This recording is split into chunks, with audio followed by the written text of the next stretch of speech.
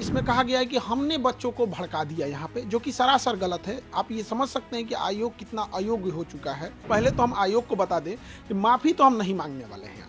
2 साल जेल काट लेंगे वो सही है। एक शिक्षक को ये क्रिमिनल बोलेंगे, ये पूरी देश देख रही है कि बिहार में क्या हो रहा है। माफ़ी तो आयोग को मांगना चाहिए सारे बच्चों से कि इस चुनावी वर्ष में पूरे बिहार का किरकिरी करा दिए। नार्को टेस्ट किया जाए, हमारा भी कराया जाए मीडिया के सामने, अध्यक्ष महोदय हो जाए, सचिव महोदय हो जाए, कौन गलत है कौन सही है ऑटोमेटिक पता चल जाएगा। बीपीएससी ने कई सारे ऐसे बयान जारी किए, ऐसे नोटिफिकेशन जारी किए जिससे भ्रम की स्थिति पैदा हो गई। और अध्यक्ष महोदय ने स्पष्ट कई मीडिया में और अखबारों में कहा था कि वो ज़रूरत लगेगी तो नॉर्मलाइजेशन करेंगे, और कभी लगता था करेंगे नहीं करेंगे, इसी को लेके प्रोटेस्ट हुआ था।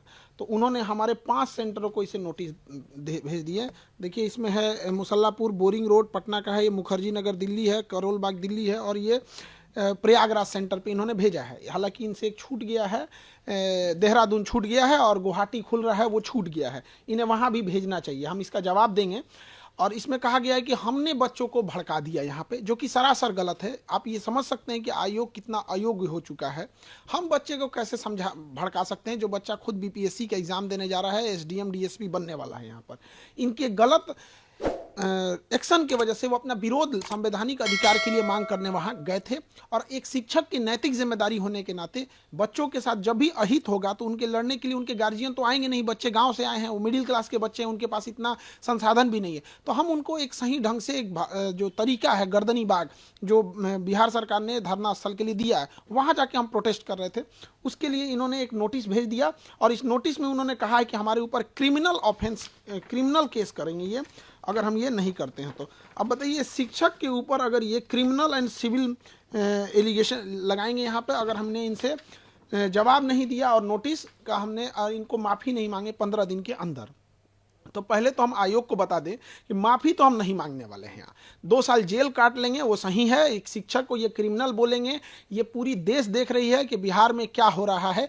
हम कोई अपने लिए नहीं लड़ने गए थे, विद्यार्थियों के हक के लिए लड़ाई लड़ने गए थे यहाँ पर। और जो पूरे बिहार में एक प्रचलन है, सारे जगह ये गली गली में लोगों को ये हल्ला है कि सीटें बेची जा रही हैं। हमने इसी चीज़ों को दोहराया है और आयोग इस पर स्पष्टीकरण करे कि आखिर ऐसा क्यों हो रहा है, स्केलिंग क्यों करेगा आयोग यहाँ। और उनका कहना है कि सार्वजनिक रूप से माफ़ी मांगे। माफ़ी तो आयोग को मांगना चाहिए सारे बच्चों से कि इस चुनावी वर्ष में पूरे बिहार का किरकिरी करा दिए, इतने बच्चों का, जहां कोई परीक्षा नहीं करा सकते हैं। तो ये आयोग को तो कहीं से इस बात पे होना ही नहीं चाहिए कि हम लोग से नोटिस दे। यहाँ पर आपने डीएसपी एसडीएम जैसे लोगों सीट मिलने की बातें को लेकर है कहा है उसमें कि आप बिक गया सीट, उसको लेकर है अपने बीपीएससी की छवि धूमिल की आपने। बीपीएससी स्वयं अपनी छवि धूमिल की है।